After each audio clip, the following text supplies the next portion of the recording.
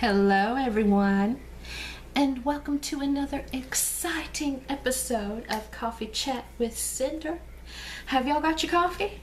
You don't? Well, listen, I usually keep a pot in there, but I went on ahead and got the press out, so give me a cup. I'll go ahead and pour you some.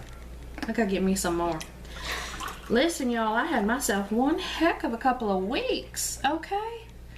And that's what we're here about today. This is called our first campfire story that I'm going to tell y'all today. I have been told by several... Y'all need the sugar? Let me get the sugar. Hold on. Y'all think I'm crazy? I got the sugar bowl from the kitchen. I ain't even kidding. I have got to have my sugar. Hold on a minute. I got my sugar and my creamer, which it's not creamer. I recycle. Oh, I love these new emojis. Look at this. Oh my god, that is so cute. I love those. Look, I ain't even kidding. Okay? I had my doctor's appointment that I'm fixing to tell y'all about on the 13th. I have tried to shoot this video now 4 times. And every time I try to shoot this video, I just about can't. It is that traumatic to me. Okay? And I'm not even joking. I am not an easily rattled woman. Okay? I'm not. But this rattled me, guys. So this is going to be our first campfire story. I thought I would start with the most recent things that have happened. And I would go from there. I almost died. Drop the bomb right there, okay?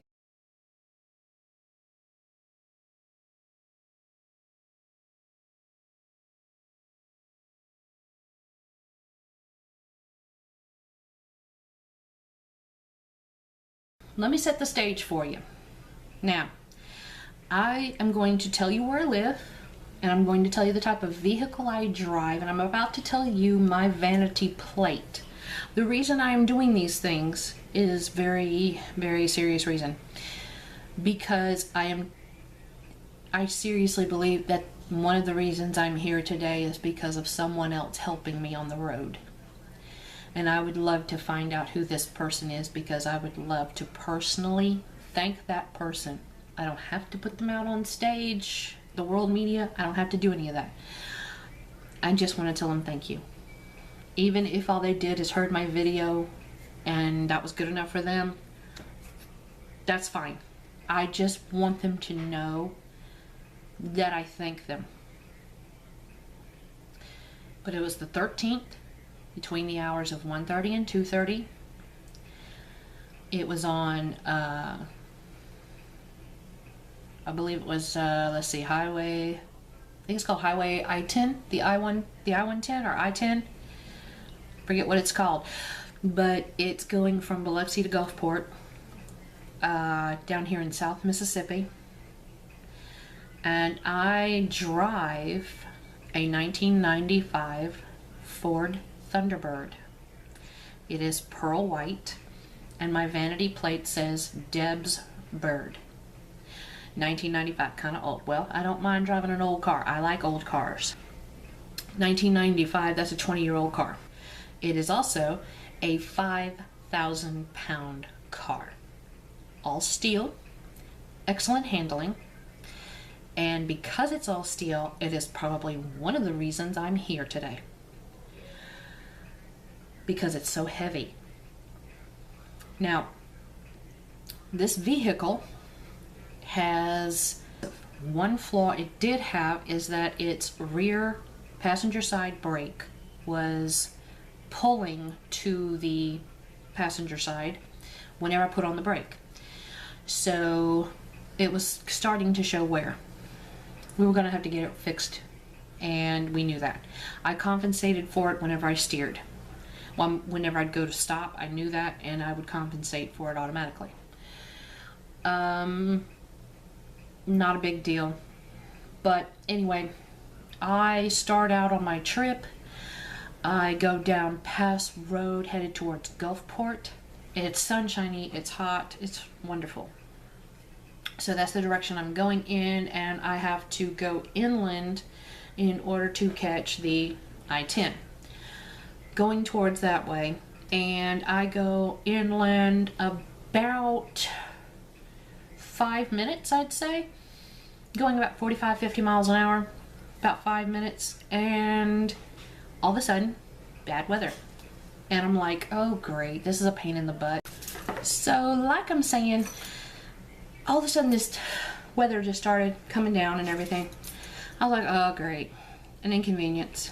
Oh well, no big deal. So I'm driving in it. I get on the interstate really good. And driving in it, no big deal.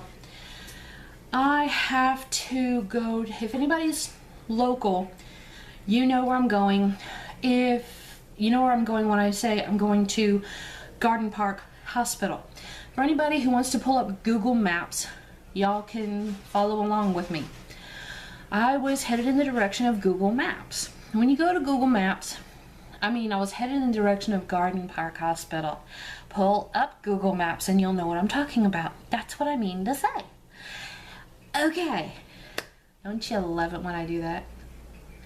Alright, so anyway. So, Garden Park Hospital, I had to turn off the interstate and take the turnoff that would lead me to Garden Park Hospital. Because my doctor's appointment took me in that area. So, that was my goal. So about, I'd say 3 to 5 minutes, well about 5 minutes before Garden Park Hospital turn off, all of a sudden, not all of a sudden, the semi goes by me. I was in the right lane. Semi goes by me on the middle lane, and of course I'm low to the ground in a Thunderbird. If you've ever seen a 95 Thunderbird LX 95. If you haven't, I'm giving you the exact model and everything so y'all can pull one up and see what it looks like. So you can get an idea. They're pretty low to the ground. Okay, I can almost get underneath a semi and say, oh, you missed a spot when you cleaned last week. You know, they're low. So low to the ground, 5,000 pounds, lots of steel. Good thing to have right now when you think about it. But again, I got a bad brake. Not a good thing. Anyway, so we're driving. He goes by me. I'm catching some turbulence. You can actually see the whirls of the turbulence and the mist coming off, you know. The weather's not too bad. You know, the wind and the rain, it's a little bit, it's okay. But just as he gets, I would say, about 20 feet ahead of me, somebody opened up the deluge. It was like Niagara Falls. I am not even exaggerating. When I tell you these campfire stories, ladies and gentlemen, I will not exaggerate to you. I will not lie to you. I will not make anything up. It will be hard to substantiate some of the things that I tell you, but it will be hard to make them. It will be hard for me to want to make them up because the things that happen in my life are strange all on their own. I don't have to make anything up. And this is one of those times. When I say it was like Niagara Falls opened up, I am not even kidding you. My visibility dropped to 0. I am not even joking. I could not see the semi in front of me in the other lane. I could not see the car that was directly in front of me. I could not see beside me, behind me, or anything. Everything around me became off-white, like gray-white. And my car got shoved in the side. And that shoving in the side, in the driver's side, started causing the rear of my car to hydroplane and fishtail. And all I could see was the very front of the hood when I raised up like this, because I'm short-waisted. That's why you're only seeing this much of me, because I'm like short-waisted, okay. And I literally was raised up like this, looking over as well as I could, and I could just barely see over the edge of my hood, and I could make out that little white dot in the middle of the road that was right off the edge of my hood. And that was all I could see for what seemed like about a minute and a half, but was probably more like 15 to 30 seconds. Let's be realistic. Probably about 15 to 30 seconds. But when you think about how long you need to keep your eyes off the road in order to kill yourself when you're texting, that's long enough to kill myself. Because I don't know what happened with the people around me. I could not hear worth anything because the sound of the wind hitting my car and hitting the windows, and the sound, I had this, which is a little Samsung thing. I use it like a tablet, basically like a mini tablet, and I use it to basically act as a radio, pretty much. I don't really care for listening to a bunch of radio sponsorship and a bunch of commercials. I want to listen to my music, and I don't want to bring and put a whole bunch of stuff in my radio in my car. And my car's vintage, and I don't want to take out the original radio, so I just stick this in the little pocket thing that the car has in it, and that's keeps it all original. It's a low-tech solution. So I put that in there, and I had that on. I can't tell you what was playing on my playlist at the time because I wasn't focused on that anymore. I couldn't hear it anymore. I could only hear the wind and the rain. I had a hold of the steering wheel, and all I could do was take my foot off the gas and steer and pray. That's all I could do. And for that 15 to 30 seconds of blindness and this car moving and fishtailing and trying to keep it in the lane, I don't know if people have pulled over to the side of the road, which, by the way, that interstate, there's a little bit of a breakdown lane, and then it drops off. It drops off. You might have a 4-foot drop off, a 6-foot drop off, or 2-foot drop off in some places. I don't know what's there. And I can't see to pull over. I don't know if there are people beside me or in front of me or whatever who are losing control. Are they braking? Are they not braking? Are they so freaked out thinking to brake? And they're running into me? All of this is going through my head at lightning speed. Lightning speed. I don't know what the heck is going on in front of me. And then it all clears up. And I can breathe. And I can breathe. And so for those few seconds that I can breathe, everything's cool, everything's great, everything's okay. But bam! Because lightning just struck a freaking tree right next to me. Because we've got pines right off the interstate. And I mean, there was this big flash of light, this loud bam, and it just struck right next to me.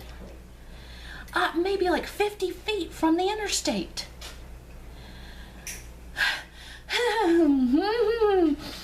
Okay. Okay. I know I still got fingerprints in my grip on my steering wheel from that. And I'm still going on the interstate. And so it's like, oh, okay, we're gonna be alright. We're gonna be alright. You know, and I know it's not gonna be much longer and I'll be able to pull over to the side, be able to turn off soon. We're gonna be okay. Maybe maybe that's it. It's over. Maybe we're done. It's good. Okay. Just breathe. Calm down. It'll be okay. And just when I start to calm down a little bit, it happens again. Again. Only the semi's gone, and I've got a car in front of me, a car beside me, and some kind of vehicle behind me. And this time, guys, all the vehicles are light colored as well. So that makes it even worse. They're all mid-sized vehicles, and the wind is whipping me this away and this away at the same time, and it's harder, and it lasts for longer. It lasts for at least 30 to 45, maybe a whole minute. I am not kidding you, everyone. I am not even kidding you. That is exactly what it felt like, a good 45 seconds. That is no joke. And while this is going on, the only thing I can do is look and check and look and check and look at that little dot and look and check and look at the little dot and listen to everything and hope and pray and hope and pray and steer. And I ended up only going maybe 35 to 40 miles an hour. And at one point, I remember looking in my rearview mirror, and this is part of the miracle, guys. I'm looking in the rearview mirror, and I saw light. I don't know what that was about, and I thought, I wasn't sure, because I really couldn't look very long in one spot, that maybe there was a flashing, but I wasn't sure. But I think there was, and it was yellow, but I wasn't sure. And I'm looking around, and I'm looking, and I'm looking. And I'm more determined that I'm gonna do this. We're gonna make it. We're gonna make it, guys. We're gonna do this. I'm not gonna die this way. This is not gonna happen. I can do this, okay? And as everything is clearing, I am thanking God for everything. And I'm like, maybe I should pull over. Oh, maybe I should pull over because this is too much. I maybe should pull over. Oh, this might happen again. Oh my God, what just happened? What was that? What in God's name just happened? Oh my goodness gracious, what in the heck just happened? If that happens again, is it going to happen longer? Is it going to be worse? Holy crap. Oh my goodness gracious, great balls of cat fuzz. What was that? You know, and I was speeding up a little bit because, you know, I'm on a road that's got a 70-mile-an-hour speed limit and the minimum is 40, and I'm going 35. So, but it's raining, but I'm trying to speed up a hair. And as I'm speeding up a little bit, I look behind me in my rearview mirror, and I see it's flashers behind me. And the vehicle wasn't tailgating, but they were kind of close. And they actually come around me, and just as they're coming around me, I see they turn off their hazard lights.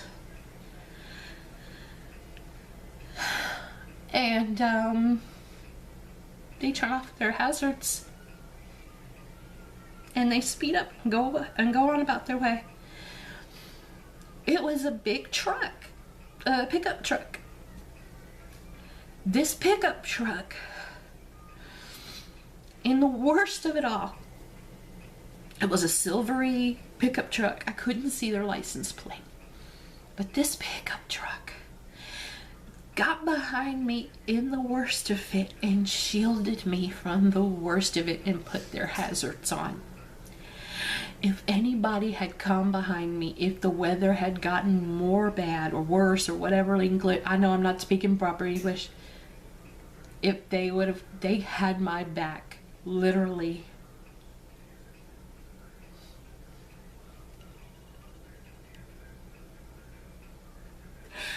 They don't know me. I don't know them. They risked their lives for me. And all they did was drive off. And as they're going down the road, I look up and I see a cloud, and I see a little tiny funnel cloud coming off that cloud, and I'm like, no, I ain't pulling over. I'm not pulling over, because I see my turnoff right up that way a little bit, and I'm taking it and I'm getting the heck out of here. I saw some twisted signs. And I'm like, I'm getting the heck out of here. There's a little bit of a hill, and I look down there and I'm seeing emergency vehicles with their lights on, and all I did is I thanked God for them, and I wished them good luck, and I hoped so much There goes my clock. It's been hitting every video. It's been hitting every video I've been doing lately. But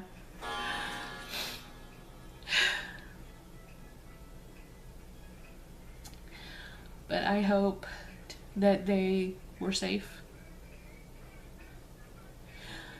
But they protected me. They shielded me from the storm as best as they could. And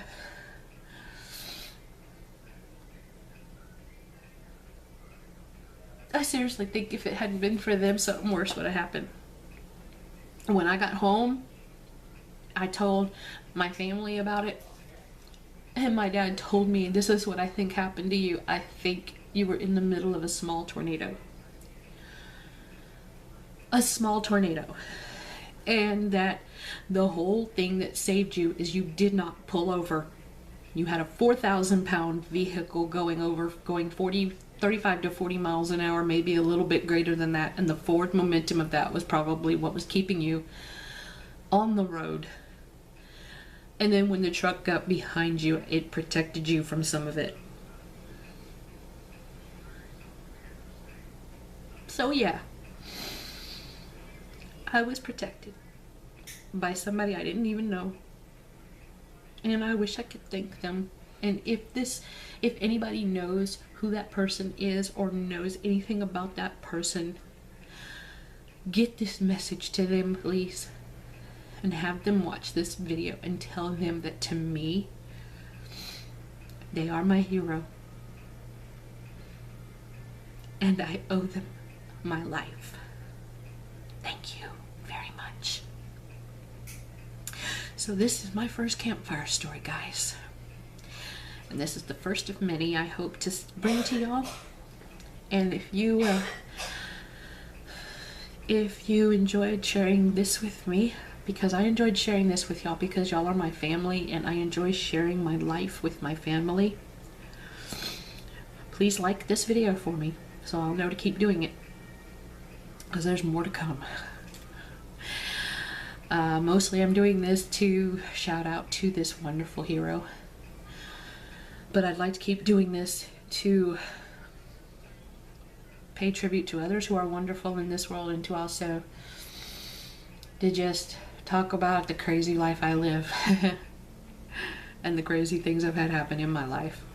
So if you've enjoyed this campfire story, please give it a thumbs up. And if you've enjoyed my channel, please subscribe and become one of our red nosians. If you need to know what a red nosian is, I'll leave information in the description box below so that you can find out more about being a red nosian, and so that you can learn how to donate to the Red Nose Society. Red Nose, not a society. They're a... It's hard for me to think right now. But the Red Nose Foundation is a charitable organization that helps children in poverty situations. And if you need to find out more about that, I'll have a link down below for you as well. So thank you very much for sharing with me my first campfire story. And I love you all very, very much, every one of you. And y'all have a great day and a good night. And be careful in this heat. And be careful of this weather. And thank you very much. Mwah. Love you all. Bye-bye.